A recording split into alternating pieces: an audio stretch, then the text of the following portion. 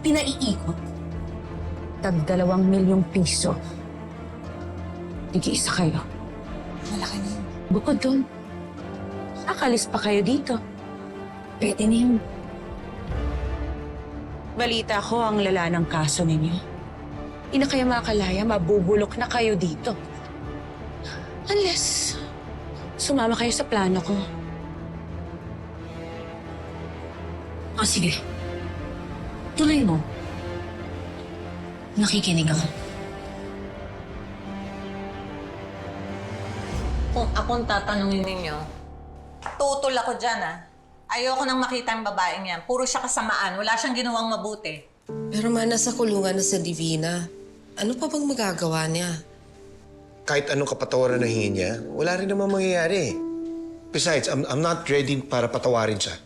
Totoo naman po yun, Daddy. Lahat ng bagay may proseso. Hindi naman po kailangan ipilit agad kahit yun ang tama. Pero bigyan na rin po natin ng pagkakataon yung taong nagkasala sa atin na magpaliwanag. Tama si Princess. Kahit gaano pa kasama si Divina, hayaan na natin siya humingi ng tawad sa lahat ng ginawa niya sa atin. I don't know. I'll join you guys. Pero pupunta lang ako doon dahil gusto ko kayong protektahan at samahan. Other than that, I don't want to even hear anything na sasabihin niya Divina na yan.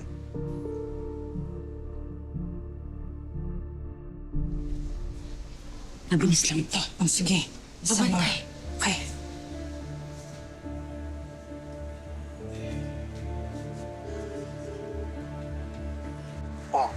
Ba't ngayon ka lang tumawag?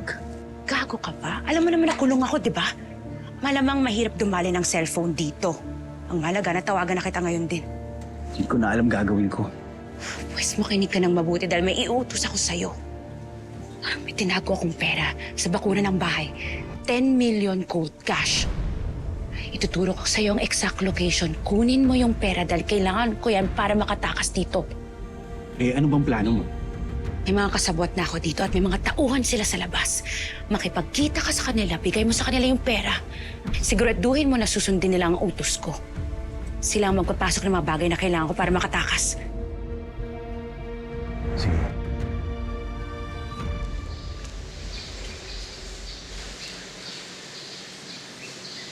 Baby.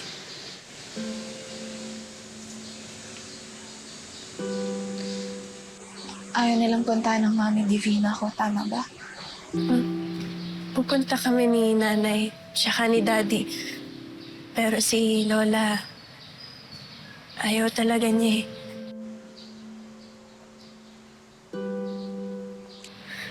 Gusto ko lang naman matulungan yung mami ko.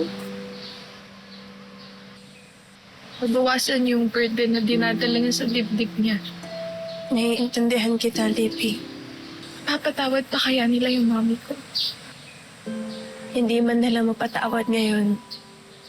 Darating din yun, Lippy. Ang importante, nagsisimula na yung proseso. Kahit gaano pa yan kahaba o katagal, huwag kang susuko. Mangyayari rin yung gusto mo. In God's perfect time. Bakit ang bait-bait mo pa rin sa akin sa kabila ng lahat? Nakikita ko kasi yung sarili ko sa'yo noon eh. Walang pamilya. Nag-iisa. Lalo nang nawala si Tatay Dado sa akin. Baby, gusto ko lang malaman mo na sa kabila ng lahat ng pinagdaraanan mo, may pag-asa pa. May nagmamahal sa'yo. Kami ni Nanay Charlene. Now I get it kung bakit ikaw yung pinili ni Safety. Kung bakit ikaw yung minahal niya. Kasi napakabuti mong tao, Princess. Salamat sa pagtanggap sa akin.